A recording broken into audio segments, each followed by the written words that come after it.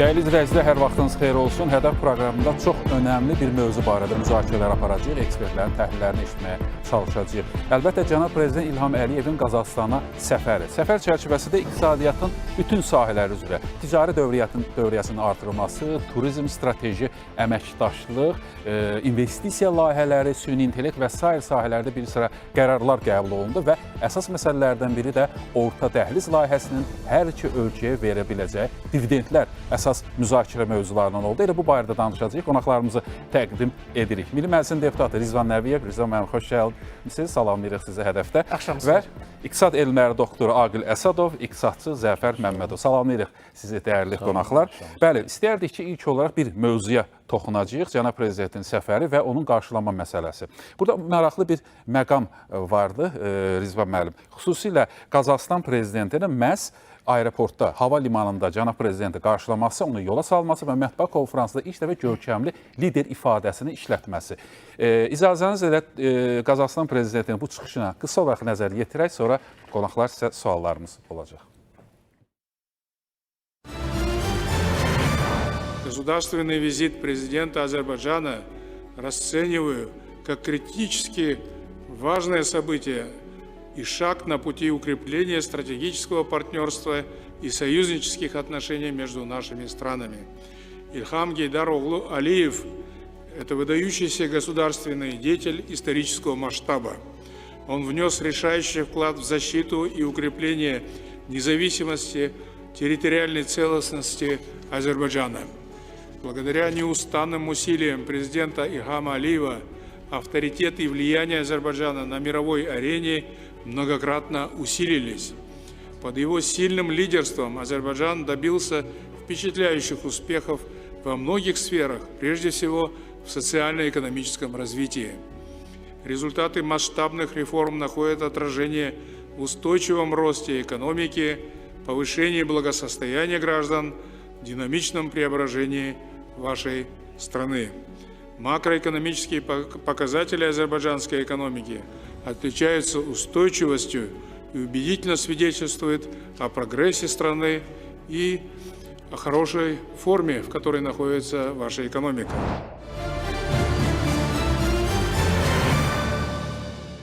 Sual aydındır. Buyurun, Rizvan müəllim. Böyük məmnuniyyətlə. Deməli, beynəlxalq münasibətlərin, dövlətlər arası münasibətlərin təhlili göstərir ki, dövlət başçıları bir ölkədən digərinə işgüzar səfər, rəsmi səfərlər və dövlət səfərləri eləyirlər. Bugün Azərbaycan prezidentinin Qazaxstana həyata keçirdiyi səfər dövlət səfəridir və dövlət səfərində də Qazaxstan prezidentinin Azərbaycan prezidentini hava limanında qarşılanması bu həm bizim dövlətimizə, həm də dövlətimizin başçısına deməli, o ölkənin rəhbərinin göstərdiyi etimad və qarşılıqlı hörmətin ən ali nümunəsidir. Nəzərə alsaq ki, Kasım-Jomart Tokayev ixtisasca diplomatdır. Uzun illər SSR-nin diplomatik xidmət orqanlarında çalışıb, 10 il öz ölkəsinin xarici işlər naziri olub, hətta BMT-nin Cenevrə bölməsinin başçısı və BMT baş katibinin müavini olub. O, məhz bu diplomatik protokolla verilən mesajların əhəmiyyətini bilir və bunu da bizim dövlətimizin başçısına münasibətdə nəinki diplomatik protokol, eyni zamanda həm mətbuat konferansında, həm də dövlətlərarası şuranın iclasının o mətbuata açıq hissəsində ifadələrlə də göstərdi. Belə ki, o Azərbaycan prezidentinə xitabən bildirdi ki, siz həm öz dövlətinizin rifahı naminə, həm də beynəlxalq şəraitin yaxşılaşdırılması naminə fəaliyyət göstərirsiniz. Və mən bu fəaliyyəti öz münasibətimi, öz dəyərimi ifadə edirəm. Yəni, Azərbaycan prezidentinin fəaliyyəti təkcə bizim dövlətə münasibətə, regional münasibətə deyil, eyni zamanda beynəlxalq şəraitin yaxşılaşdırılması. Bu ifadənin deməli, arxasında dayanan məna ondan ibarətdir ki, biz işğala son qoymuşuq, beynəlxalq hüququn pozulmuş prinsiplərinə yenidən bərpa eləmişik. Bizim deməli, regionda 30 il idi ki, bunlar pozulurdu, tapdaq altındaydı və yaranmış yeni siyasi reallıqla yeni əməkdaşlıq imkanları təklif edir ki, bunu Xəzərin şərqində olan qonşu dövlətin başçısı da yüksək qiymətləndirir. Onda belə bir sual yaranır. Qazaxstan prezidentinin Azərbaycan lideri cənab İlham Əliyev barədə təəssüratları. Onda Qazaxstan özü dünya aləmində onu bir nüfuzu bir mühiti. Bunu necə dəyərləndirmək olar? Məhz Qazaxıstanın da biz burada dəyərləndirək. Bəli, böyük məmnuniyyətlə. Qazaxıstanın siyasi portretini belə verə bilərik ki, ərazisinin böyüklüyünə görə dünyada 9-cu yerdədir. Bu nəhəng bir rəqəmdir. Türk dövlətləri arasında və yaxud da ki, dənizə çıxışı olmayan ölkələr arasında deməli, ərazisinin böyüklüyünə görə birincidir. Ümumdaxili məhsul hardasa 200 milyard ABŞ dollarla top 50 dövlət arasında, dünya dövlətləri arasında yer alır.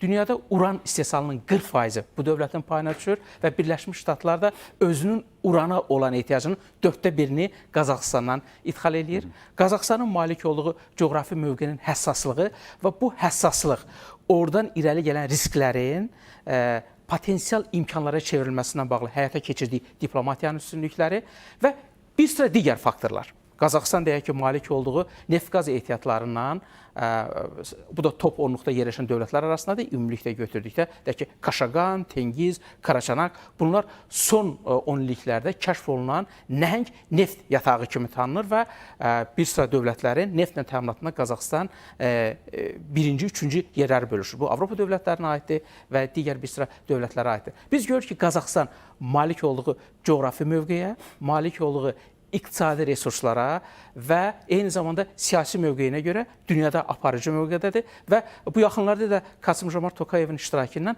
ABŞ-da xüsusi bir forum keçirilmişdi. Elə BMT Baş Məclisinin sessiyasında iştirak məqsədi ilə. Orada da bildirildi ki, deməli, hazırda yüzlərlə deməli, ABŞ şirkəti Qazaxıstanda fəaliyyət göstərir və xüsusilə indi Qazaxıstanın hava çevrilməsi, yeni bu digital rəqəmsallaşma istiqamətində böyük fəaliyyət ortaya qoyulur və 3 il ərzində bunun tamamlanması nəzərdə tutulur. Və bu mənada Qazaxıstanın dövlət başçısının, həm də ixtisasca diplomatın Azərbaycan prezidentinin ünvanına səsləndirdiyi sözlər onu bir neçə dəfə lider kimi xarakterizə eləməsi, bu Azərbaycan prezidentinin beynəlxalq münasibətlər sistemində onun siyasi gündəliyinə, həyata keçirdiyi fəaliyyətə verilən yüksək dəyərdir. Çünki bir dövlətin başçısı həmin o fəaliyyətlərin təkcə regional deyil, eyni zamanda qlobal miqyasda müsbət nəticələrini görürsə, onda bu ifadələri işlədir.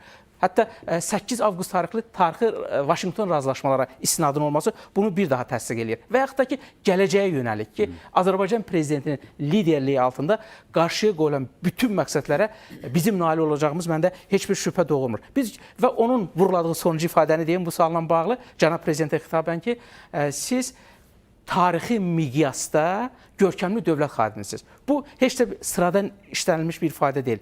Tarixi miqyasda görkəmli dövlət xadimi, bunun özü də elə bir böyük şərhin, böyük bir verilişin mövzusu ola bilər. Minnətdarsə, növbəti suallarımız olacaq. Zəfər müəllim, bir məsələni sizdən öyrənmək istəyərdik.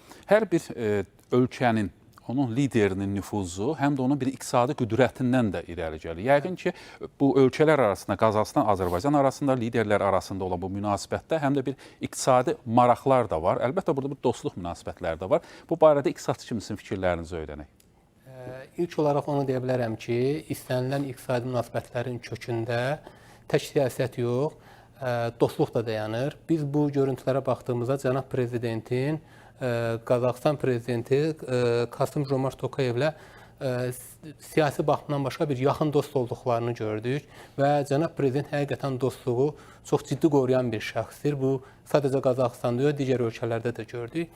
Qaldı iqtisadi inkişafa gəlincə, iş adamlarının iqtisadi əlaqələr qurarkən diqqət etdikləri əsas məqamlardan biri və ən önəmlisi mütləq ki, orada sabitlik və qoyacaqları investisiyanın batmamaqlarından ötürü qarşılıqlı siyasi əlaqələrin və münasibətlərin yaxşı olmağıdır.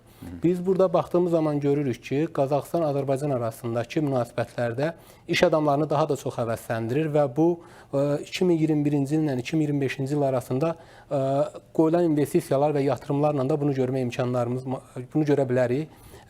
Bir də onu deyə bilərəm ki, biz dəfələrlə Qazaxıstan-Azərbaycan biznes forumlarının keçirilməsinin şahidi olmuşuq və hər ildə bu biznes forumlar keçirildikləri zaman ildən ilə iş adamlarının sayının artması və Qazaxıstanlı iş adamlarının Azərbaycana daha çox maraq göstərdiklərini görürük və Azərbaycanın iş adamlarının da Qazaxıstana maraq göstərdiklərini görə bilərik.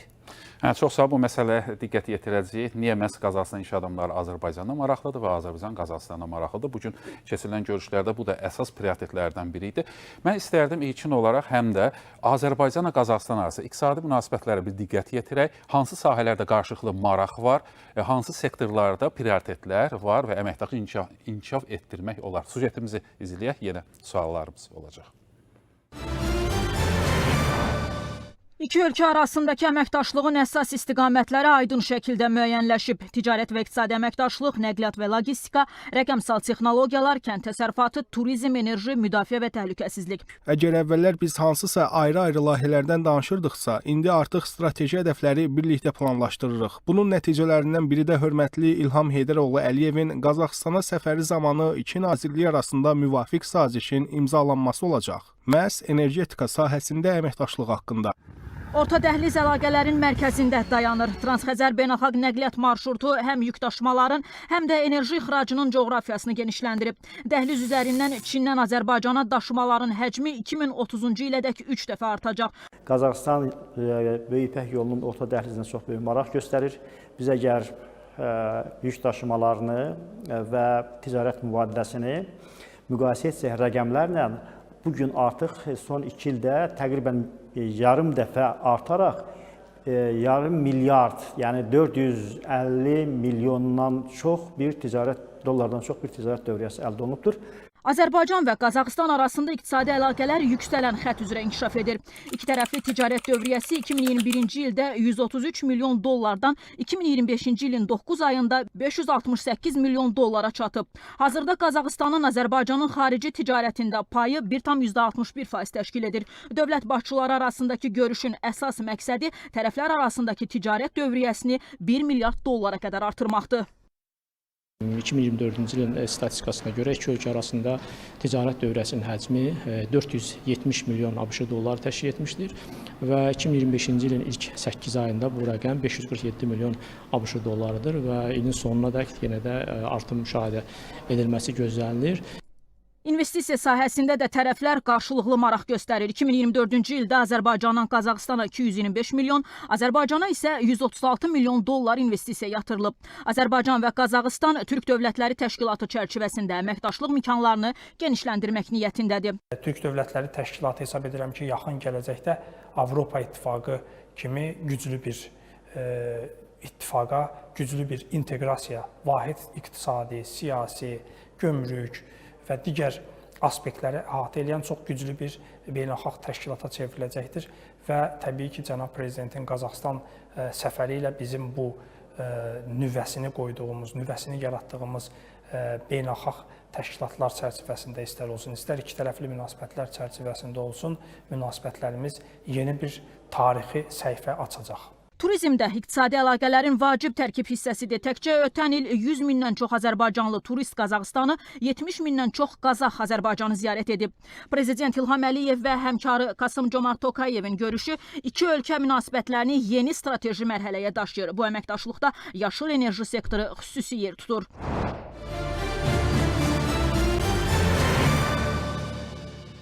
Bəli, Aqib müəllim süjeti izlədik. Orada bir statistik göstəricilər verildi. İstəyərdik ki, elə ətraflı sizlərlə müzakirələri aparaq. Biz əsas prioritetlər, istiqamətlərə baxdıq əməkdaşlıqda. Burada nəqliyyat kommunikasiya xəttləri və orta dəhliz. Yeri gəlmişən elə dövlət başçıları orta dəhlizin inkişafı layihəsini təqdimatını etdilər. Onu görə istəyərdik sizinlə elə monitor qarşısında orta dəhliz, Azərbaycan, Qazaxıstanın bu layihədə rolu. Buyurun, zəhmət olmasa.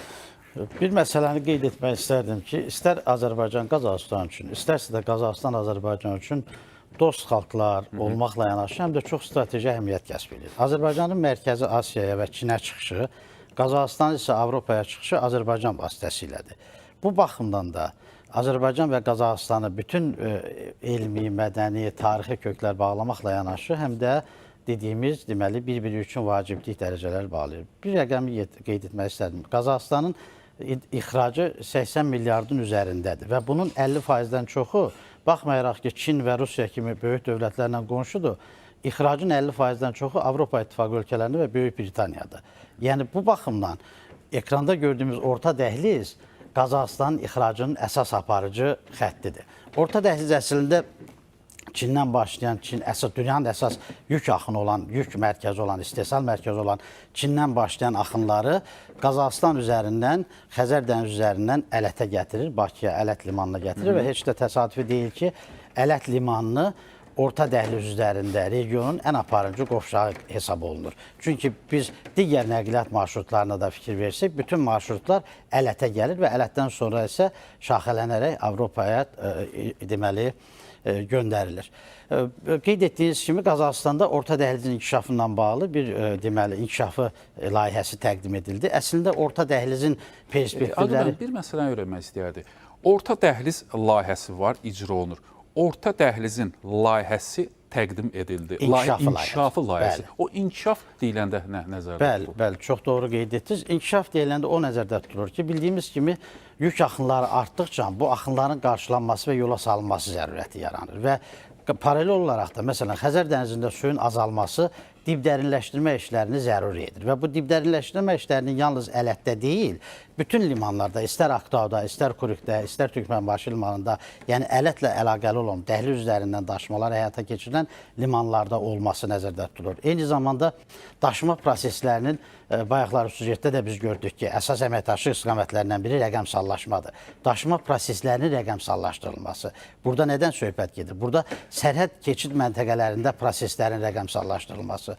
Yük gəlib hər hansı bir keçid məntəqəsinə çatana qədər daşıyıcı, yükün mənşəyi, bütün informasiyalar elektron şəkildə həmin məntəqəyə gəlir və yük məntəqəyə çatana qədər emal edilir. Və bu artıq ayrı-ayrı məntəqələrdə olan bu cür rəqəmsallaşma daşıma prosesində zaman sərfiyyatını azaldır.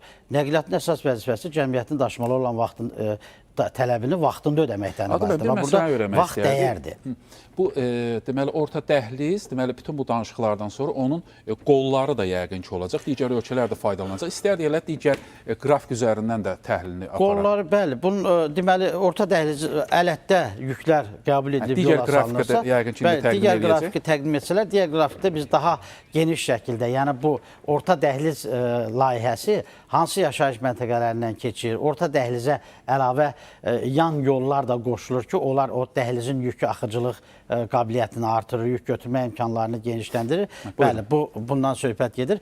Burada da həmin dəhlizin başqa formada təsviridir. Burada gördüyümüz kimi biraz daha şaxəli şəkildə verilibdir və yenə də bütün daşımalar gəlib Ələtdə, marşrutlar Ələtdə cəmləşir, Ələtdə Bakı dəniz limanında və bu dəhlizin dediyimiz kimi inkişafı nəzərdə tutur rəqəmsallaşdırmanı, nəzərdə tutur qarşılıqlı rəqəmsal gömrük münasibətlərinin formalaşdırılmasını, nəzərdə tutur dibdərinləşdirmə işlərini.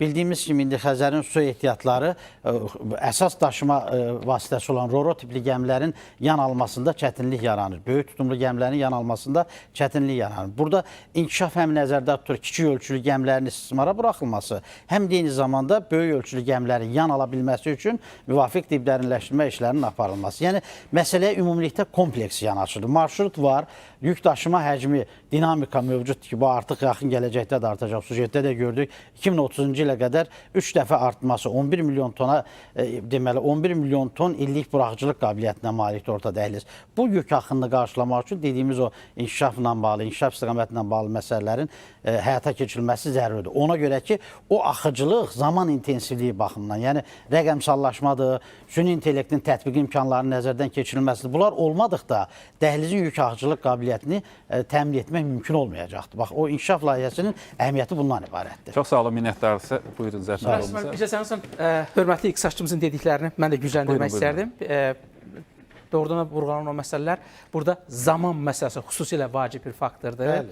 Deməli, bu yaxınlarda Qazaxıstan, Azərbaycan və Gürcüstan Middle Corridor Multimodal LTD belə bir şirkət yaratdılar və onun çərçivəsində deməli əvvəlcə bir konteyner qatarın rəsmiləşdirilməsi 3 saat vaxt aparılır. Bugün o 30 dəqiqəyə endirilib, yarım saat. Bəli. Çox ciddi bir, çünki rəqabət gedir və bu məsələlər görünür. Dövlət başçılarının da görüşündə məsələ səsləndirildi ki, aidiyyəti qurumlara, sahəvi qurumlara göstəriş verilib ki, bu sahədə deməli təklifləri versinlər, işi sürətləndirsinlər və yaxud da ki, Qazaxıstan bugün Potidə 120 min deməli konteyneri buraxma imkanı olan orada stansiyanı faktiki tikib istifadəyə verilib. Budapeşt yaxınlığında yeni bir stansiya tikir. Yəni siz dediyiniz o qollar məsələsi ki var.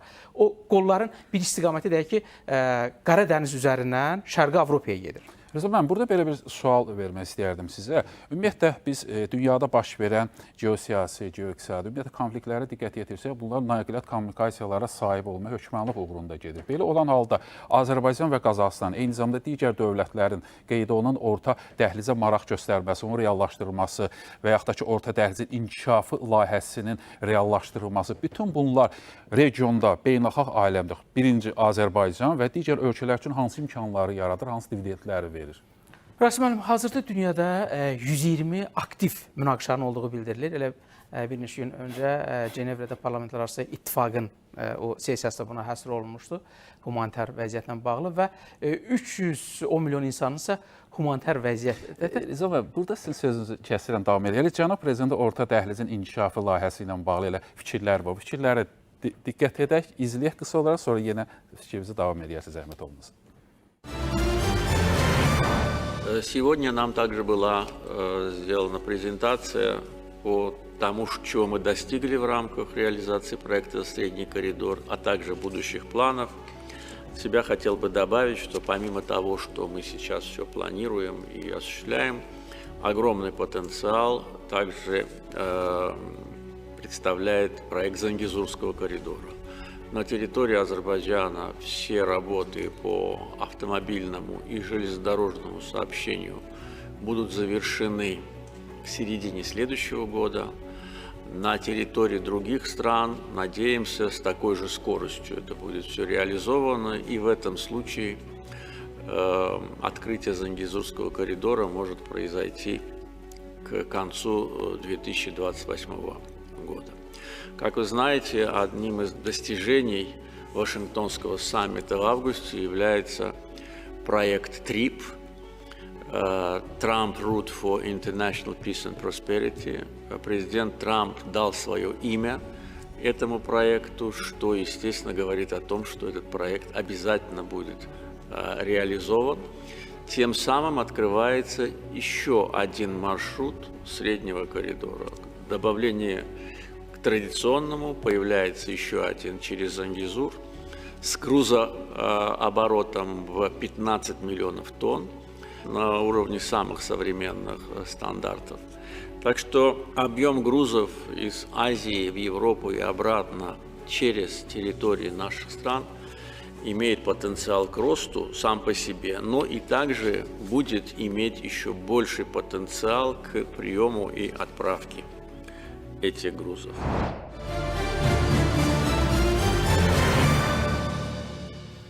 Davam edin.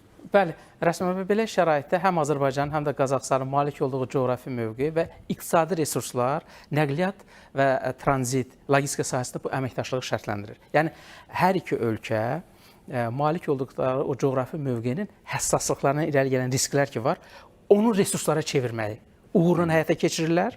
Bu proses cənab prezident də vurğuladı mətbuat qarşısındakı çıxışında ki, 10 il əvvəl əgər bu məsələlərin əsası qoyulmasaydı, biz bugün ilkin nəticələri görə bilməzdik. Bugün əldə olunanlar ilkin nəticədir. Deyək ki, orta dəhlizlə 5 il bundan əvvəl daşımalar heç 1 milyon ton deyildi. 0,8 milyon ton idi. Bugün bu dinamik artım 4,5 milyon tondur. Təkcə ötən il 62%-in üzərində olub artım və bu da son rəqəm deyil, 10 milyon ton növbəti hədəfdir və sonraki mərhələdə 15 milyon ton və deməli artımdan asılı olaraq fəaliyyətlərin genişləndirilməsi nəzərdə tutulur. Qazaxıstan malik olduğu zəngin iqtisadi resursları dünya bazarına alternativ yollarla çıxarmaqda çox maraqlıdır. Qazaxıstan deyək ki, uran, qrafit, wolfram, mis və digər hardasa bir 9 adda dünya sənaye dövlətlərinin bugün ciddi ehtiyac duyduğu həmin o faydalı qazıntılarla zəngindir. Və bir faktı bayaq vurğuladım ki, ABŞ urana olan tələbatının təxminən 24%-ni Qazaxıstandan alır. Digər dövlətlərdə, hazırda Avropa dövlətləri xüsusilə hərb sənayesini inkişaf etdirmək, maşınqayırma sənayesində deməli o çatışmamazlıqlara yol verməmək üçün Qazaxıstanla bu sahədə əməkdaşlıqda çox maraqlıdır. Bəs onda alternativ yollar harayla bunu ixrac edəcəklər? Bu mənada da orta dəhlizin, Transxəzər o beynəlxalq marşrutun əhəmiyyəti getdikcə artmaqdadır. Bunu da Qazaxıstan prezidenti mətbuat konfransında bildirdi ki, biz Azərbaycan üzərindən uranın ixracını düşünürük. deməli uranla yanaşı digər ixrac mallarının da daha doğrusu resursların ixracı gündəmdədir. Çünki Avropa İttifaqı öz Global Gateway, qlobal keçid təşəbbüsündən artıq Orta Asiyadadır. 20 milyard dollarlıq investisiyanın 2030-a qədər orada qoyulması nəzərdə tutulur və eyni zamanda əlavə 10 milyard avronun da infrastruktur layihəsinin yatırılması nəzərdə tutulur və bu da yenə Azərbaycanın həm siyasi, həm də tranzit ölkə olaraq əhəmiyyətini artırır. Zəfər müəllim, deməli bugünkü danışıqlarda həm də ixrac əməliyyatlarının artırılması, ticari dövriyyənin artırılması, genişləndirilməsi, məhsulların ixalında, ixracında, məhsul strukturlarının sayının artırılması, çeşidin artırılması və s. Bir daha da dövlət başçımızı bununla bağlı ticari dövriyyə, ticari əlaqələr çıxışına diqqət yetirək.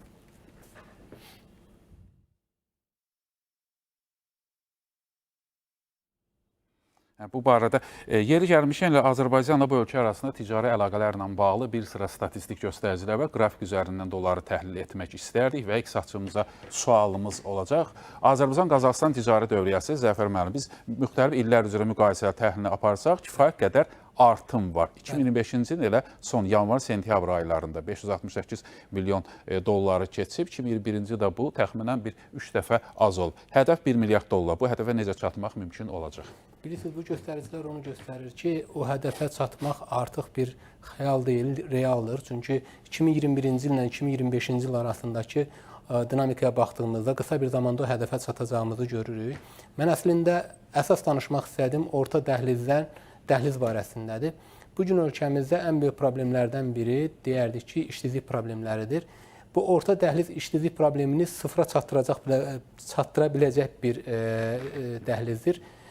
Çünki orta dəhlizdən bəzi məhsullar xammal şəklində gəlib, Azərbaycanda azad iqtisadi zonalarda istehsal olunub, Avropaya satışları başlayacaqdır və bunun artıq təməlləri qoyulub. Deyə bilərəm ki, bir neçə Çin şirkətləri və digər ölkələrdən olan iş adamları Azərbaycana maraq göstərirlər və bu orta dəhlizin açılacağı zaman, yəni daha da sürətli inkişafı zamanı məhsulları Azərbaycanda istehsal edib Avropaya çatdıracaqlarını düşünürlər və bu da Azərbaycanda işsizliyi sıfıra çatdıracağını göstərir. Belə deyək, Azərbaycanda minimal əmək haqqı və orta əmək haqqı bu məhsulların istehsalına və satışına imkan yaradır. Və bu da qısa zamanda inanırıq ki, reallaşacaqdır. Çox sağ olun. Bir əlavə etmək istərdim. Yəni, işsizliklə bağlı deyilən fikirlərlə o qədər də bölüşmürəm, amma nəqliyyat dəhlizlərinin dəyər yaratmasından bağlı tamamilə razıyam hörmətli tərəfdaşla. Cənab Prezidentin də dəfələrlə çağırışları olubdur ki, biz nəqliyyat dəhlizlərinə yalnız daşıma marşrutu kimi deyil, dəyər yaradan bir mənbə kimi baxmalıyıq. Dəhlizlər ətrafında sənayeləşmə məsələlərinə baxmalıyıq və dəhlizləri əhatə etdiyi regionların inkişaf lokomotivinə çevirməliyik. Ona görə də hörmətli Zəfər müəllim çox doğru qeyd edir. Yaxın gələcəkdə nəqliyyat dəhlizləri yeni iş yerlərinin açılması, yeni istehsal müəssisələrinin yaradılması baxımından bir dəyər yaradan mənbəyə çevriləcək. Aga, mən belə təşrif eləyərdim növbəti dəhlizlər barədə bir daha monitorun qarşısında sizinlə çıxış edək. Burada ilkin olaraq Qazaxıstana investisiyalar məsələsi var. Qazaxıstana investisiya 225 milyon dollar, Azərbaycana investisiya 136 milyon dollardır. 2024-cü ilin göstəriciləri. Bu əsasən burada maraqlar, Zəfər müəllim sizdən soruşmaq istəyərdik. Maraqlar nədən ibarətdir? Hansı sektorlarda qarşılıqlı investisiya maraqları var? Əslində, bu qarşılıqlı investisiya maraqlarında mən özüm bir neçə dəfə bu tədbirlərdə iştirak etmişəm və biznes forumlarda da olmuşam. İş adamlarının müxtəlif maraqları var və bu barədə kiçiklə bu barədə danışdıq.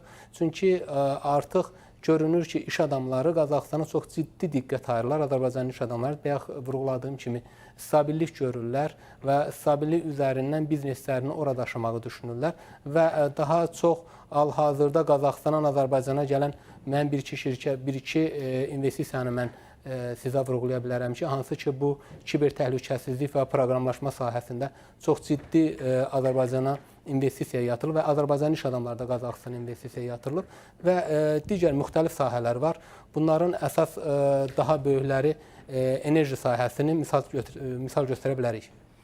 Çox sağ olun. Aga müəllim. Elə bununla bağlı icazənizlə Azərbaycanın, Qazaxıstanda 1500-ə yaxın Azərbaycan iş adamı, Azərbaycanda isə təxminən 200-ə yaxın Qazaxıstan iş adamı fəaliyyət göstərir. Amma Azərbaycan bir neçə ildir ki, belə deyək də, müharibə şəraitindən çıxıbdır, işğaldan azad olunmuş ərazilərin bərpasına başlayırdı və bildiyimiz kimi Qazaxıstan investorlarının işğaldan azad olunmuş ərazilərdə də artıq bir neçə investisiya nümunələri var və ümid edirik ki, bu investisiya dövriyyəsi gələcəkdə işğaldan azad olunmuş ərazilərin bərpasında daha önəmli rol oynayaraq daha böyük həcmi əhatə edəcək. Və Aqil müəllim nəqliyyat kommunikasiya ilə bağlı növbəti qrafik üzərindən, infoqrafiklər üzərindən təhlili aparaq. Buyurun. Bəli, bu deməli dəmir yolu gördüyümüz Bakı-Tbilisi-Qars dəmir yoludur. Hansı ki, bir çox mənbələrdə bu dəmir ipək yolu adlandırılır.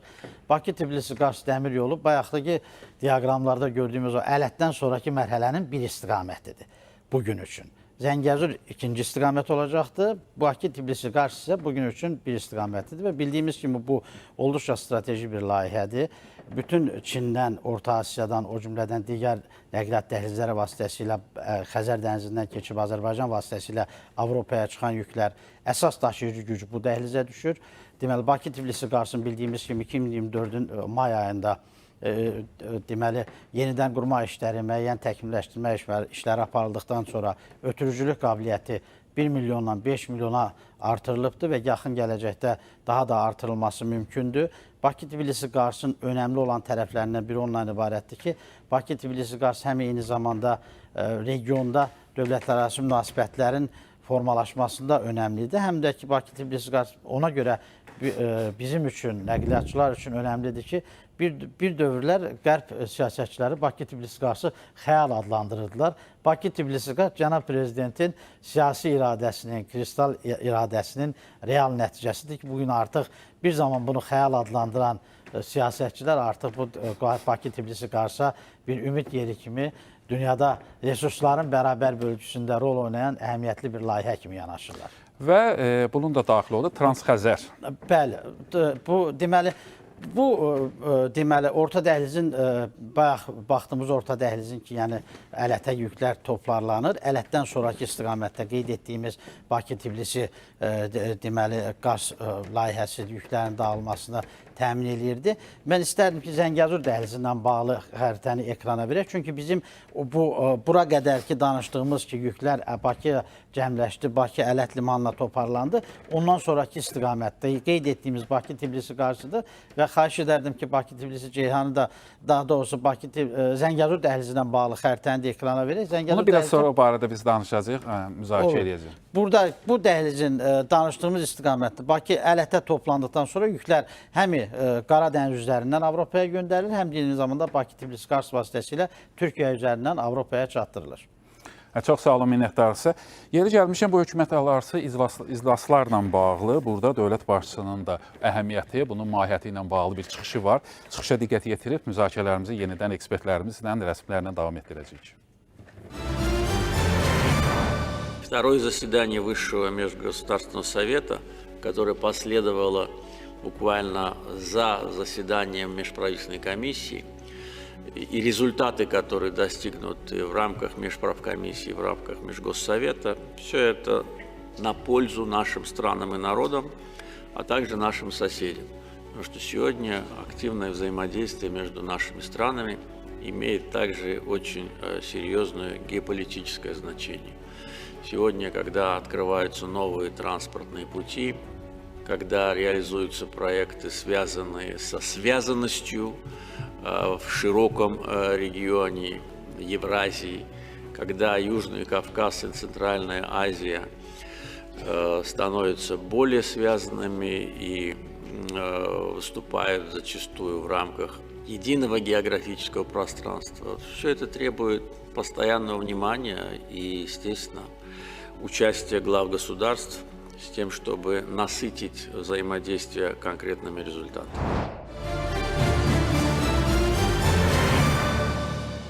Buyurun, izləməm. Cənab Prezidentin də çıxışında vurğulandığı kimi, Azərbaycan və Qazaxıstan arasında strateji tərəfdaşlıq və müttəfiqlik münasibətlərinin həyata keçirilməsi, inkişafı və dərinləşdirilməsi üçün müxtəlif formatlar mövcuddur. Deyək ki, onun ən ali formatı dövlət başçıları səviyyəsində olan dövlətlərarası şuradır. Elə onun ilk iclası ötən ilin martında Bakıda çağırılmışdı.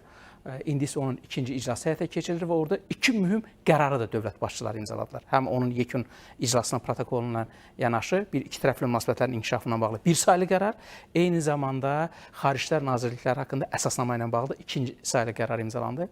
Sonra sahəvi nazirliklər arasında biz görürük ki, çox sahəli sənədlər imzalandı. Biz artıq ümumi strateji tərəfdaşlıq münasibətlərindən onu dərinləşdirərək sahəvi strateji tərəfdaşlıq münasibətlərinə keçirik. Bu da energetika nazirlikləri arasında imzalanan sənədi misal göstərə bilər ki, energetika sahəsində strateji tərəfdaşlıqla bağlı aidiyyatı nazirlər deməli həmin sənədi imzaladılar. Nə nəzərdə tutulur? Bakı, Tbilisi, Ceyhan neft kəmərindən bilirsiniz ki, dinamik artımla Qazaxıstan nefti gəlir. Bu il o təxminən 1,5 milyondan biraz artıq olması gözlənilir. Amma növbəti illərdə hər halda biz mətbuatın məlumatına əsaslansaq, bunun 5 milyon tondan artıq olması gözlənilir. Bu isə bizim üçün deməli həmin kəmərin tam şəkildə və yaxud da ki, müəyyən həcmdə o ötürücülük qabiliyyətinin doldurulması Qazaxıstan nefti hesabına. Çünki Qazaxıstanın Tengiz, Kaşagan, Karaçanak kimi zəngin neft ehtiyatları var ki, onlar alternativ yollarla bu neftin dünya bazarına çıxarılmasında çox maraqlıdır. Və Azərbaycan da bu yaratdığı infrastrukturu, illər öncə yaratdığı infrastrukturu qardaş dövlətə təklif edir. Burada necə deyirlər, win-win bir bazasında hər iki tərəfin deməli qazanc götürmə imkanı var. Bu da ümumilikdə orta dəhlizin intensivliyinin artmasına, onun perspektivi üçün əlavə imkanlar yaradır. Bu mənada bayaq bizim hər iki hörmətli həmkarımızın vuruladığı bir məsələyə də mən bir əlavə faktla onu zənginləşdirmək istəyirəm. Orta dəhlizin yaratdığı zəncirlə bağlı. Əlavə onu demək istəyirəm ki, orta dəhliz, onun Transxəzər marşrut hissəsi və ya da Zəngəzur dəhlizi eyni zamanda makro regionları əlaqələndirir. Makro regionlar deyəndə nəzərdə tutulur? Orta Asiyanı, Cənubi Qafqazı, Qaradəniz regionunu və yaxud da ki, Avropanın o şərq hissəsini hansısa bir mərhələdə isə Zəngəzur dəhlizi vasitəsilə yaxın şərqə açılan qanat və sonuncu cümləni deyim və Türkiyə istiqamətində Aralıq dənizi Mersin limanına gedən istiqamət. Siz bir məsələyə toxundunuz. Qazaxıstan neftinin Azərbaycan üzərindən dünya bazarlarına çıxarılması ilə bağlı. Yeri gəlmişkən, elə biz biraz əvvəl sujetdə də təqdim etdik. Bu ölkənin energetika nazirinin müavini də qeyd edir ki, bizim ilk olaraq əsas məqsədlərimizdən biri Azərbaycan neftinin, Qazaxıstan neftinin Azərbaycan üzərindən Avropa bazarlarına çıxarılması ilə bağlıdır və Bakı, Tbilisi, Ceyhan. İstədik iqtisadçılarımızla bu barədə danışaq. Elə Aqil müəllim, siz qeyd edərdiniz, Qazaxıstan neftin BTC ilə ixracı 2023-cü il göstəricidir, 2024-2025-ci yanvar-avqust ayları üzrə. İzah müəllim, bu göstəricinin dəfələrlə artırılması imkanları da var deyəsən. Çünki Bakı, Tbilisi, Ceyhanın ötürücülük qabiliyyəti ildə 50 milyon tondur. Hazırda 38 milyon tona qədər, ondan da biraz az deməli, oradan ixrac imkanı var. Biz amma kəmərin tam şəkildə doldurulması üçün deyək ki, digər mənbələrdə neftin Azərbaycan üzərində ixracında, tranzitində çox maraqlıdır. Bu mənada Qazaxıstanın malik olduğu imkan var, bizim iqtisadçımıza təsdiq edə bilər və bizim isə bu kəmərlə ötürmə imkanımız var. Bəli. Bu imkan nə qədərdir? Çox doğru vuruladı, hörmətli millət vəkilimiz. Azərbaycanı cəlbedici edən, onun coğrafi mövqeyi ilə yanaşı, uzun illərdən bəri sistemli şəkildə həyata keçirilən infrastruktur quruculuğu siyasətidir. Bugün Azərbaycanın nəqliyyat infrastrukturu kifayət qədər cəlbedicidir və Bakı, Tbilisi, Ceyhanla daşımalar dinamikası nəzərə salsa, 2022-ci ildə ilk dəfə razılaşma oldu ki, Qazmunay qazla Sokar arasında razılaşma oldu neftin nəqli ilə bağlı və 1 milyon tondan başlayan daşımalar artıq 1,4 milyondur və bu ilin 9 ayında da deməli 0,9 milyon tondur ki, bunun da qarşıdakı illərdə deməli mənim mətbuatdan aldığım informasiyada 7 milyon tona qədər artırılması imkanları var. Hörmətli millət vəkili qeyd etdiyi kimi dəhlizin kifayət qədər ötürücülük qabiliyyəti var. Yəni Azərbaycan həyata keçirdiyi layihələrdə, dəhlizlərdə, həm boru kəmərindən bağlı, həm digər nəqliyyat ötürücüləri kifayət qədər daşıma həcmini artırmaq imkanındadır. O cümlədən Bakı, Tbilisi, Ceyhan ilə də Qazaxıstan neftinin gələcəkdə daha böyük həcmdə daşınması mümkündür və bu iki ölkə arasında həm ticarət dövriyyəsini, həm iqtisadi münasibətləri daha da inkişaf etdirəcəkdir. Çox sağ olun, minnətdar. Buyurun Zəfər müəllim, bu əsas mövzulardan biri olduğuna görə sizin də fikrinizi bilmək istəyərdik. Həmkarlarımın fikri ilə tamamilə razıyam. Əslində bütün məqamlara toxundular və yaxın zamanda həqiqətən də buradan dediyi kimi 7 milyon tona qədər mən də elə eşitmişəm artırılması nəzərdə tutulur və inanırıq ki, yaxın zamanda bu rəqəmlərə çatacağıq. Bəli, cənab prezidentdən növbəti bir çıxış da var. Ermənistan da bu layihələrdə iştirakı ilə bağlı çox önəmli bir məsələdir. Bir daha dövlət başçımızın qısa nitqinin qısa bir hissəsinə diqqət yetirək. После парафирования мирного соглашения 8 августа в Вашингтоне в Белом доме при участии президента Трампа и при его активном содействии этому процессу Казахстан одним из первых выразил свое отношение к этому вопросу. У меня состоялся телефонный разговор с Касым-Жомарт Кемелевичем. Я проинформировал его о всех деталях достигнутых соглашений и еще раз увидел братское отношение к Азербайджану. И сегодня в рамках заседания Межгоссовета также мы говорили в том числе и об этом, вообще о том позитивном влиянии, которое эти соглашения окажут на Южный Кавказ и на более широкую географию, в том числе в рамках развития транспортно-логистической сферы.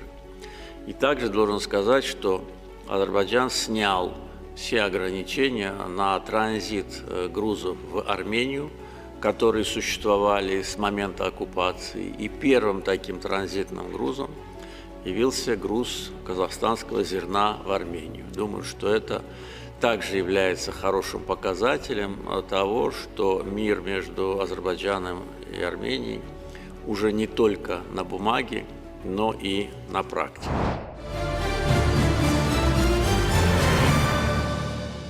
Bu istiqamətdə hər birinizə sualım olacaq. Rizvan müəllim, yenə ilk sualı sizə vermək istəyərdik. Hal-hazırda Azərbaycan yüklər Gürcüstan üzərindən daşınır, amma Vaşinqtonda keçirilən görüşlərdən sonra müəyyən qədər dəyişdi. Sizcə, bundan sonra Ermənistan da bu imkanlardan istifadə edərək Azərbaycan vasitəsilə dünya bazarlarına çıxmaq imkanları yaranacaqmı? Təbii ki, Gürcüstan variantı qalır, imkanlar genişləndirilir.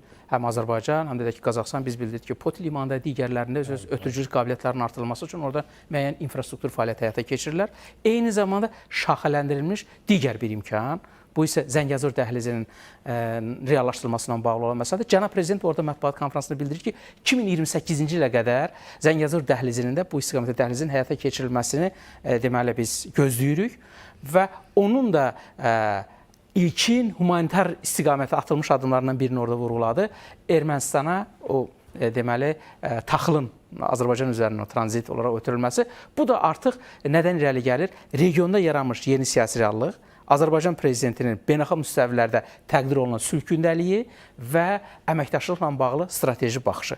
Biz torpaqlarımızın işğalına son qoyduqdan sonra artıq regionda yer almış dövlətlərin heç birinin izolyasiyasında maraqlı deyilik, tam əksinə malik olduqları potensiala, şəraitə və əməkdaşlıq niyyətinə, siyasi iradələrinə görə həmin o layihələrdə yer alması üçün o imkanı Cənab Prezident təklif edir. Bu mənada Zəngəzur dəhlizinin reallaşması, deyək ki, Azərbaycan ilin sonuna qədər və gələn ilin birinci yarısında avtomobil yolu, sonra isə dəmir yoluna bağlı məsələlərin deməli yekunlaşmasını öz qarşısına məqsəd qoyub. Bunun ikinci bir istiqaməti, deyək ki, Ermənistandan keçən o Tramp marşrutu, Cənab Prezident orada istinad elədi. Naxçıvan ərazisi və Naxçıvandan yenidən Ermənistan ərazisinə və oradan bayaq dediyim məsələ ki, hətta Mersinə, Türkiyə Aralıq dənizinə gedən bir istiqamət var. Digər bir məsələ isə Araz dəhlizidir. Deməli, Zəngəzur dəhlizinin paralel, o da bizim ərazimizdədir. Gəlir Ağbəndə. Ağbəndin üzərində hazırda körpü inşa olunur. Bu da Novruza qədər onun tamamlanması nəzərdə tutulur. Hər iki xalqı birləşdirən bir bayram ərəfəsində. Bu isə Ağbənddən Kəlaliyə keçən avtomobil yoludur. Bu avtomobil yolu vasitəsilə də deməli İranın şimalından cənubuna, hətta deməli Orta Asiyadan olan yüklərin, müxtəlif təyinatlı yüklərin daşınması üçün unikal şərait yaranır. Bu mənada Azərbaycanın şanlı zəfərimizdən sonra yaratdığı yeni siyasi reallıqlar, həmin siyasi reallıqlar üzərində qurulmuş əməkdaşlıq imkanları və bundan görürük ki, Kasım-Jomart Tokayev də çıxışında bildirdi ki, artıq regionun sərhədlərini aşan bölgədə olan dövlətlər də bundan bəhrələnirlər. Və ona görə də Cənab Prezidentə xitaban onu tarixi masштабda görkəmli dövlət xadı kimi xarakteriz elədi. Çünki bundan əvvəl ikitərəfli o formatdan əvvəl biz deyək ki, Azərbaycanın sülh gündəliyi BMT Baş Məclisində təqdir olunub. Avropa Siyasi Birliyinin müstəvisində Kopenhagendə, Türk Dövlətləri Təşkilatının deməli zirvə görüşündə və hətta ki, Şanxay Əməkdaşlıq Təşkilatı plus formatında, bilirsiniz, müxtəlif formatlarda bu əməkdaşlıq təqdir olunur və dövlətlər artıq öz imkanlarına, öz potensiallarına uyğun olaraq orada yer almaq istəyir. Bu mənada Qazaxıstan da təbii ki, hazırda yaranmış şəraitə uyğun Azərbaycanla bir yerdə həm ikitərəfli formatda bu layihələri həyata keçirilir, həm də regional formatda. Deməli, Zəngəzur dəhlizinin Vaşinqtonda imzalanmış o birgə bəyannamədə qeyd olunduğu kimi dövlətlərarası əhəmiyyəti var, regionlar arası və qlobal əhəmiyyəti. Yəni, qlobal əhəmiyyəti artıq çox saylı aktorlar iştirak edir və bu mənada mən Qazaxstana yönəlik bir-iki faktı vurğulamaq istəyirəm ki, bizim hazırda malik olduğumuz müqavilə hüquq bazası 180 sənəddən çoxdur. Bu depozitlərdə saxlanılan sənədlərdir. Amma çox saylı digər anlaşma memorandumları var, protokollar var ki, bunlar da onun üstünə gəlsə, bunun daha çox olduğunu göstərir. Bu onu göstərir ki, biz nəqliyyat, tranzit və digər sahələrdə əməkdaşlıq etmək üçün hüquqi bazanı yaratmışıq. İndi onu digər sahələrə köçürmək istəyirik. Deyək ki, deyilən o digital ipək yolu məsələsi, o fiber optik kəmərin çəkilməsi, o fiber optik kanal çəkilməsi, bu kabelin təxminən 50 milyon dollardır o investisiya və bundan sonra biz bunun vasitəsilə Qazaxıstanla bir yerdə, Avrasiyada bu sahədə hava çevirmə imkanımız var. Və yaxud da ki, yaşıl enerjinin ixracı çox unikal bir məsələdir. Çünki artıq Azərbaycan, Qazaxıstan, Özbəkistan bu sahədə anlaşma memorandumu imzalayıb. Eyni zamanda Azərbaycan deyək ki, Rumıniyanın, Macarıstanla bu sahədə də bunu imzalayıb. Deməli, o yaşıl enerjinin də ixracı həm orta dəhlizin, həm də burada yer almış dövlətlərin siyasi iqtisadi çəkisinin artmasına yaşıl enerjiden danışdıq. Bu gün Azərbaycan dünya bazarından yaşıl enerji ixracında da çox maraqlıdır. Çünki bu gələcəyin enerjisidir, gələcəyin siyasi strategiyasıdır. Aqil müəllim, bir daha sizdən xahiş etmək olacaq. Monitor qarşısında Azərbaycanın bu ölkə arası yaşıl enerji əməkdaşlığında hansı perspektivlər var? Buyurun. Enerji sahəsində əməkdaşlıq Azərbaycan Qazaxıstan arasındakı əməkdaşlığın əsas istiqamətlərindən biridir və çox yaxşıdır ki, həm Azərbaycan, həm Qazaxıstan dünyaya enerji ixrac etmək istiqamətində də demək olar ki, oxşar siyasəti reallaşdırırlar.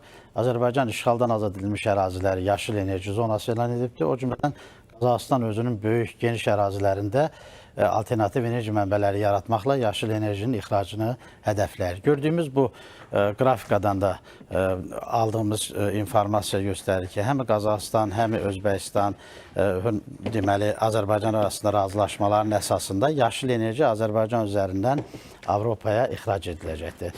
Və burada bildiyimiz kimi Xəzər, Qaradəniz və Avropaya çıxış bir sualtı kabel layihəsi də var ki, o enerji ixracatını təmin edəcəkdir və bu Avropanın marağında olan bir layihədir. 1 milyard avroya yaxın investisiya yatırırlar.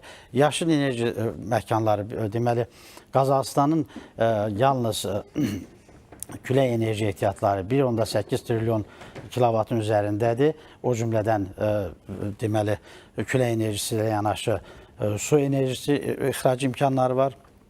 Azərbaycan yaxın 5 ildə 7 gigavatdan yuxarı yaşıl enerji ixrac edəcəkdir. Daha doğrusu bəli, istehsal edəcəkdir ki, bunun da 70%-dən çoxu ixraca yönəlləndiriləcəkdir.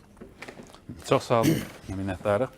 Zəfər müəllim, sizdən soruşmaq istəyirəm. Biraz əvvəl Aqil müəllim müəyyən nəqliyyat kommunikasiya xətlərindən, eyni zamanda yaşıl enerji ixracından danışdı. Belə görünür ki, dünyanın ən vacib dəhlizləri məhz Azərbaycan ərazisindən keçir. Sizcə bu Azərbaycan iqtisadiyyatı, xüsusən Azərbaycan iş dünyası, Azərbaycan sahibkarlıq zümrəsi üçün nə deməkdir? Yeni iş yerləri baxımından və s. və s. Buyurun. Sualınız çox maraqlıdır. Həqiqətən də yaxın gələcəkdə iş adamlarının Azərbaycana daha çox axını və yeni iş yerlərinin yaradılması gözlənilir və bunun üçün artıq ilkin addımlar da atılır. Bizim yerləşdiyimiz coğrafi mövqe elə bir yerdə yerləşirik ki, Azərbaycan üçün indiyə qədər olmayan potensiallar bu günləri ölkəmizə gəlir və iş adamları buna çox ciddi maraq göstərirlər. Bayaq yaşıl enerjidən danışdıq. Yaşıl enerjidə də bizim iqlimimiz, torpağımız, yerləşimiz elədir ki, yaşıl enerji üçün münbit imkanlarımız və şəraitlərimiz var. Hal-hazırda bir neçə böyük şirkətlər var ki, bunun üzərindən burada enerji stansiyaları qururlar və ixrac üçün müəyyən hazırlıqlar aparırlar.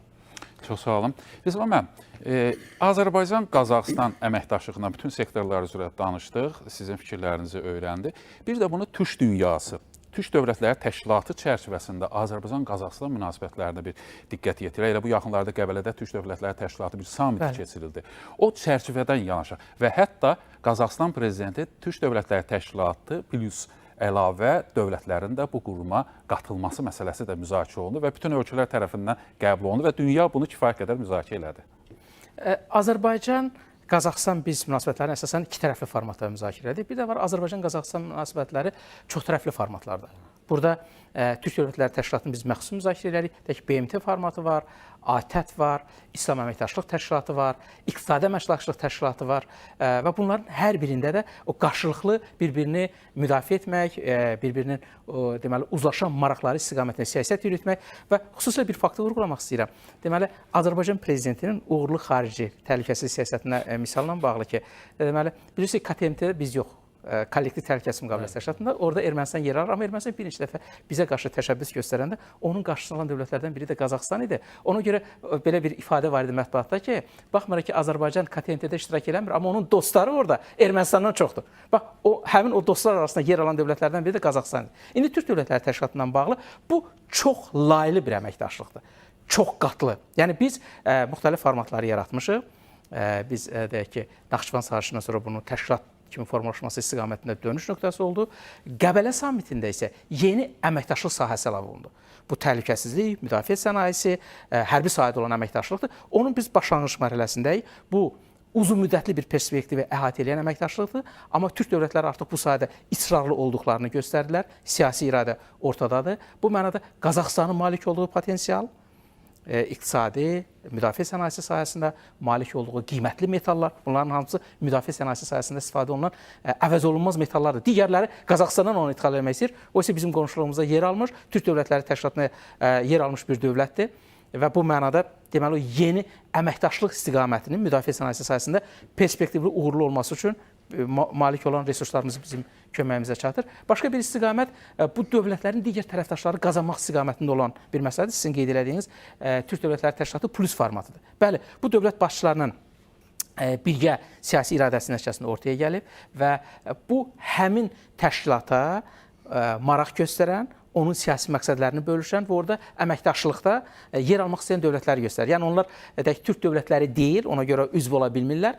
Amma burada təkcə Türk dövlətləri deyil, onların coğrafiyasını aşan müxtəlif sahələrdə əməkdaşlıq nəzərdə tutulur. Sadalarsaq hansı ölkələr Türk Dövlətləri Təşkilatı plus kontekstində? Bilirsiniz, mən burada bunu parlament üzvü kimi deyil və yaxud da ki, bir keçmiş diplomat kimi yox, sadəcə bir öz fikrimi bildirə bilərəm. O dövlətlər ki, orada türk dilli əhali yaşayır.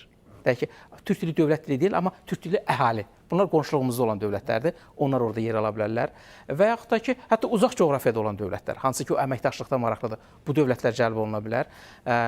Macarıstanı fərqləndirən başqa xüsusiyyət var. Onun qonşuluğunda olan dövlətlər, yəni siyasi xətti bölüşürlərsə, burada yer ala bilərlər. Yəni bu coğrafiya artıq bunun türk faktorundan, etnosundan, dilindən, mədəniyyətindən bu məhdudlaşmır. Deyək ki, OPEC plus formatı var. Və yaxud da ki, şərt plus format var, BRICS plus format var. Yəni bu mənada biz görürük ki, bunu da genişləndirməyə imkanı var və Qazaxıstanın da məsəl üçün gələn il Türkistanda Türk Dövlətləri Təşkilatının deməli zirvə görüşü keçiriləcək. Bu qeyri-formal sammitdir. Fikrinizi davam etdirəsiniz. Elə istəyərdik Türk Dövlətləri Təşkilatından danışmışkən Türkiyəyə bağlantı eləyə və professor Toğrul İsmail hal-hazırda bizimlə canlı əlaqədədir.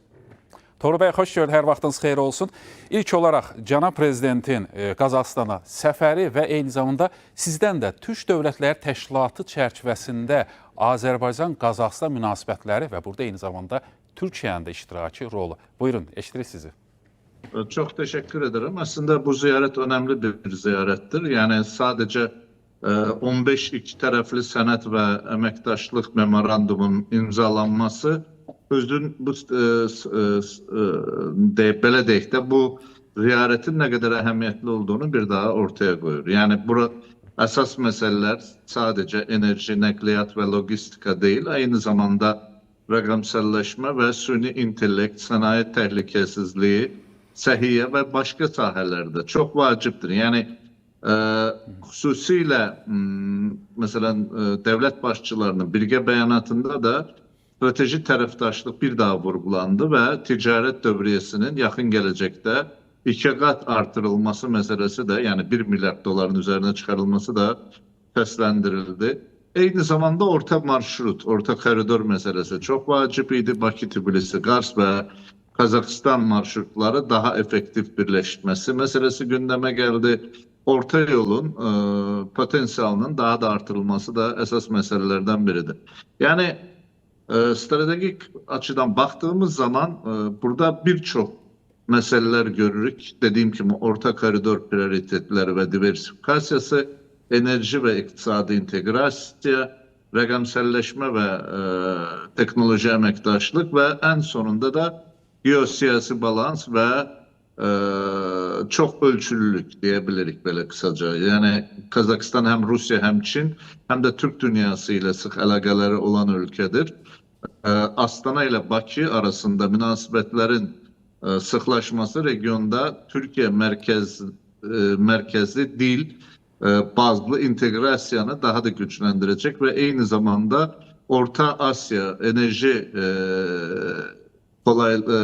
koridorları ve kolayları üzerinde yeni təsir vasitələri də yaranacaq deyə bilərik. Yəni bunlar ciddi məsələlərdir. Burada əsas məsələ bölgədəki böyük güclərin nə halını unutmamaq lazım. Burada çox ciddi gözlənilən əslində iqtisadi və siyasi nəticələr və təsirlər vardır. Əlbəttə ki, bunlar olunca risklər, məhdudiyyətlər var, amma hər halda sual verərsinizsə böyük məmnuniyyətlə onu da açıqlaram deyə bilərəm. Biz Toğrul bəy, dediyiniz məsələyə xahiş eləyərdim diqqətinizi yönəldək və eyni zamanda Türk Dövlətləri Təşkilatı çərçivəsində də bu görüşlərin əhəmiyyətini də vurğulayaq. Buyurun, davam edin. Yəni, çox sağ olun. Əslində Türk Dövlətləri Təşkilatında da Azərbaycan son illərdə göstərdiyi aktiv siyasətlə birlikdə ciddi şəkildə bəzi məsələlərin daha öne çıxmasına da yardımcı olur. Həm geopolitik mövqeyi nöqteyi nəzərindən, həm qurduğu bağlantılar 5+1 və bugün görürük 2 tərəfli və 3 tərəfli, bəzən də çox tərəfli anlaşmalarla çox ciddi şəkildə bu inkişaf modelləri ortaya qoyulmaqdadır. Əslində qısa müddətdə konkret layihələrin, özellikle logistika, marşrut yollarının optimallaştırılması, yani bu ciddi meselelerdir ve sürətləndirilmiş iş planı ve memorandumlarla digər ticarət dövriyə hədəflərinin formalaşdırılması da əsas şərtlərdən biridir deyə Orta müddətdə, orta koridorun daha çok inkişaf ettirilmesi, aynı zamanda Türk devletler arasındaki əməkdaşlığın daha da güçləndirilmesi meselesi çok vacip şərtlərdən biridir. Yani Türk Devletler Teşkilatı'nın xüsusilə son yıllarda gösterdiği inkişaf, bu sadece iktisadi sahada değil, aynı zamanda bilirsiniz ki daha önce de herhalde stüdyoda kollegalar da bunu ifade ettiler. Türk Devletler Teşkilatı Plus formatının da çok büyük ehemmiyeti var.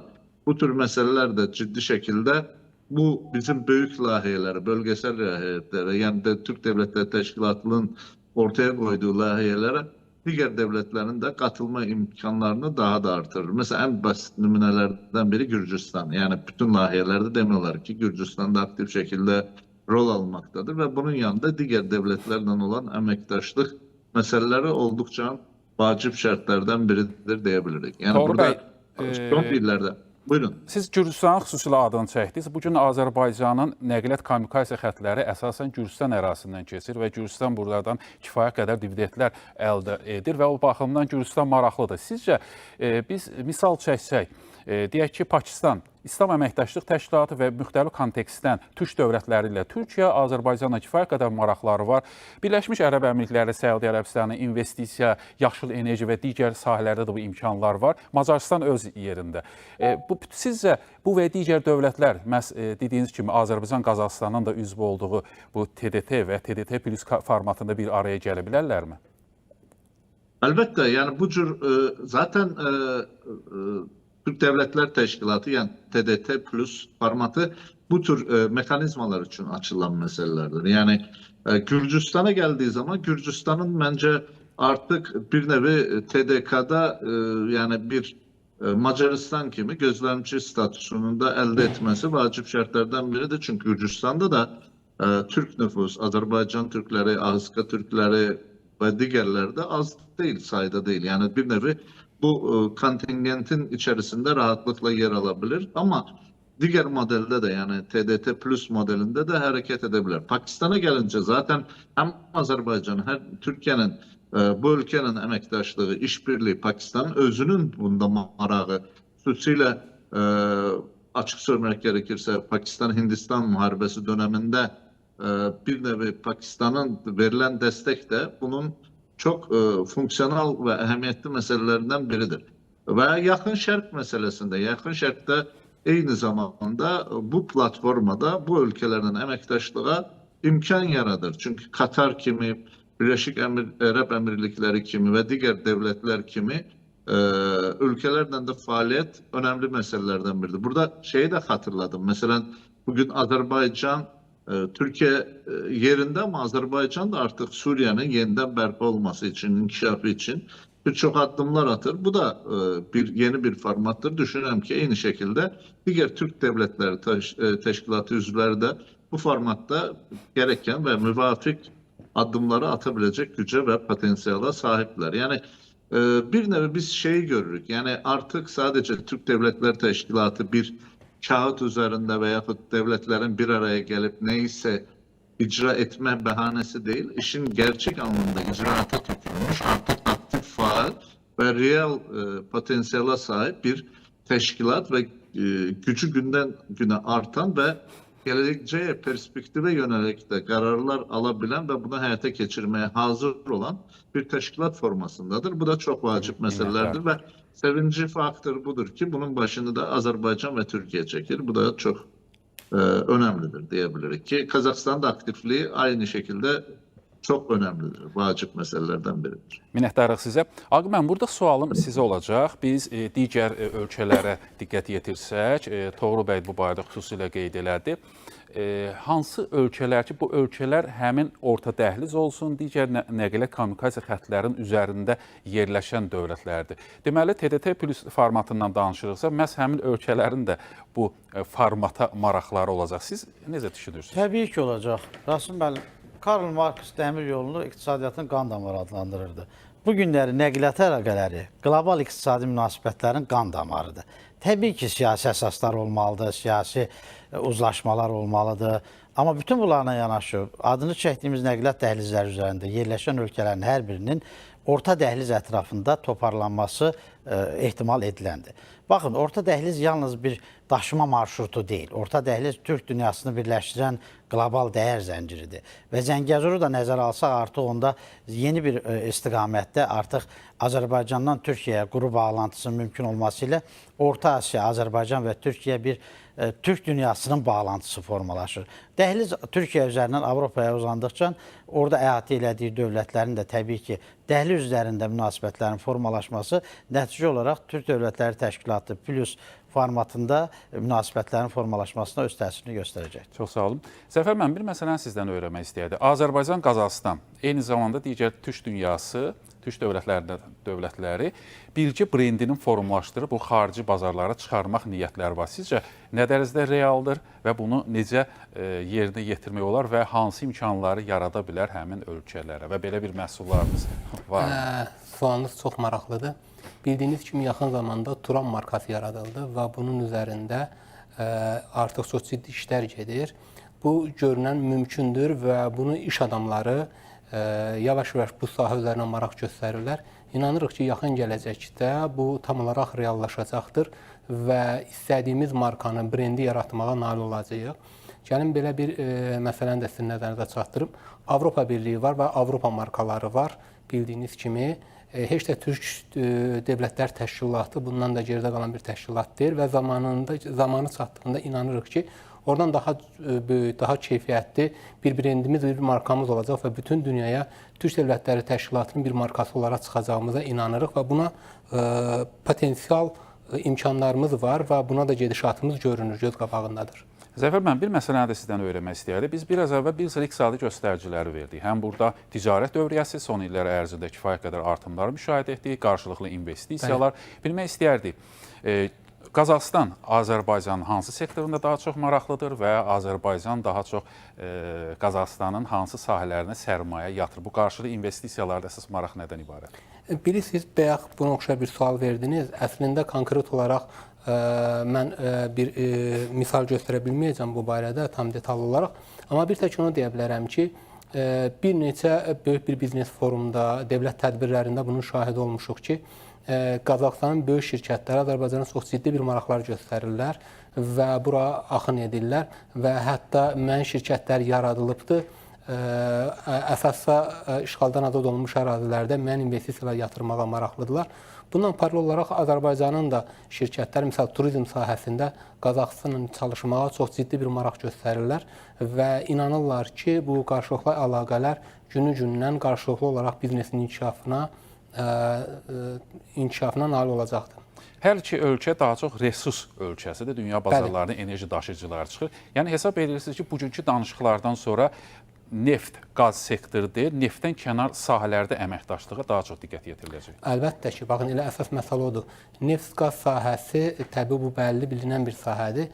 Amma sahibkarlar hal-hazırda hər kəs öz biznesini Qazaxıstan, Azərbaycandan olan iş adamları çıxartmağa maraqlıdır və Qazaxıstandan olan iş adamları da Azərbaycana biznesini çıxartmağa maraqlıdır və bunun üzərindən çox ciddi addımlar atılır. Artıq 4-5 ildir ki, bu biznes forumlarda qarşılıqlı maraqları görə bilirik. Çox sağ olun, minnətdarıq. İslam müəllim, və nəhayət, son 2 dəqiqəmiz qalıb. Biz biraz əvvəl əməkdaşlıq istiqamətlərinə diqqət yetirdik, danışıqlarda diqqət etdik. Cənab Prezident də xüsusilə vurğuladı. Müdafiə və təhlükəsizlik sahəsində Azərbaycan, Qazaxıstan əməkdaşlığı necə görürsə, elə bu yaxınlarda Qəbələ forumunda Cənab Prezident qeyd elədi ki, birgə hərbi təlimlərin keçirilməsi. Buyurun. Biz Azərbaycan bu təklifi verib, Cənab Prezident səsləndirib. İndi gələnlə biz qardaş türk dövlətlərinin bu məsələyə qatılmaq məsələsini gözləyirik. Türkiyə ilə bu sahədə çox uğurlu bir əməkdaşlıq modeli var, Şuşa və Ünvan məsələsi əsasında. Qazaxıstanla da əməkdaşlıq üçün bu mövcud olan bizim hüquqi sənədlər kifayət qədər bunun üçün bazar roluna çıxış edə bilər. Bir məsələni qeyd edeyim ki, strateji tərəfdaşlıq və müttəfiqliklə bağlı biz müqaviləni o strateji tərəfdaşlıq münasibətləri saxladığımız 25 dövlət arasında 3-4 dövlətlə eləmişik. Deyək Qazaxıstan, Özbəkistan, qardaş Türkiyə, digər də bu beynəlxalq müqavilə sayılır. 69-cu müqavilə hüquq haqqında Viyana konvensiyasına görə bunun da çəkisi başqa cürdür. Əməkdaşlıqda o hərbi müdafiə sənayesi sahəsində əməkdaşlıqla yanaşı, deyək ki, digital infrastruktur, digər sahələrdə də əməkdaşlıq üçün gözəl perspektivlər və imkanlar mövcuddur. Biz mən minnətdarıq sizə, dəyərli qonaqlar, Aqil müəllim, Zəfər müəllim, çox sağ olun dəvətimizi qəbul etdiyiniz üçün. Bəli, hörmətli tamaşaçılar, bugün biz Cənab Prezidentin Qazaxıstana səfəri, aparılan danışıqlar, keçirilən görüşlər, onun iqtisadi və digər sektorlarda, digər sahələr üzrə əhəmiyyətindən danışmağa çalışdıq. Bu gün ayrılan vaxt burada yekunlaşdı. Sağ olun, sağ olun.